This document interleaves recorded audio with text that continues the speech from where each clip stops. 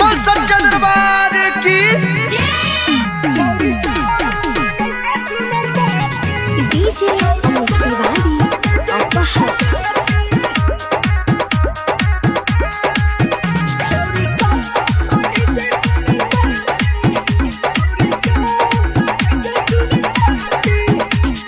जय हो माँ, जय जय जय जय जय हो माँ, जय हो माँ, जय जय जय जय जय हो माँ, जय हो माँ, जय जय जय जय जय हो माँ, जय हो माँ, जय जय जय जय जय हो माँ। पूजा करे लगे धूप बत्ती, पूजा करे लगे धूप बत्ती, छौरी सा मांगे छे सुनर बाती, छौरी सा मांगे छे सुनर बाती।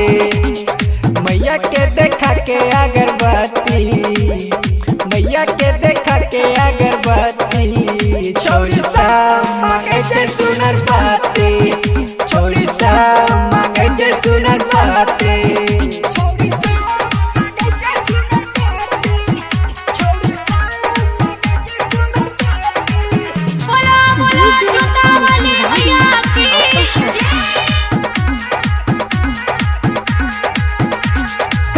मैया रानी हम चुनरी चढ़े बा करे खातिर दर्शन हर एक सालिए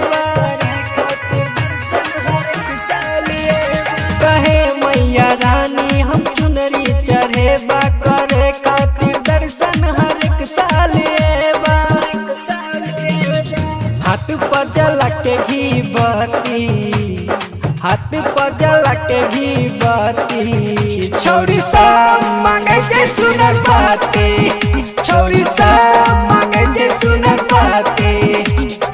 मैया के देखा के अगरबत्ती, छौरी सा मांगे छे सुनर बाती, छौरी सा मांगे छे सुनर बाती।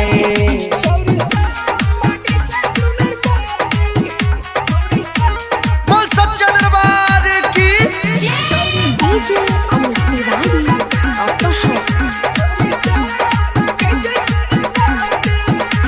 चाहे हो के गोरी चाहे हो के काला, लगा दी हजोरी देके दिल वाला, लगा दी हजोरी देके दिल वाला। चाहे हो के गोरी चाहे हो के काला, लगा दी हजोरी देके दिल वाला, देके दिल वाला।